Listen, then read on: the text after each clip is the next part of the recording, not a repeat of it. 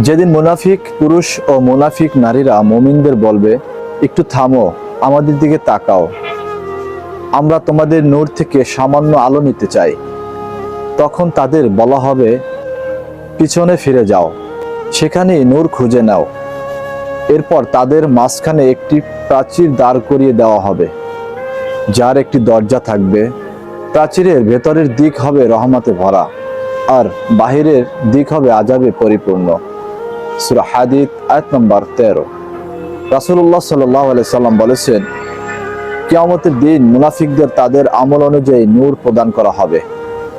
কারো নূর হবে পাহাড়ের মতো বিশাল, আবার কারো নূর হবে খেজুর গাছের মতো, আর কারো নূর হবে শুধু পায়ের আঙ্গুলে, যা কখনো জ্বলবে আবার কখনো নিভে যাবে। সুনানে আত-তিরমিজি 3133 নম্বর হাদিস। হাদিসের মান হাসান সহিহ।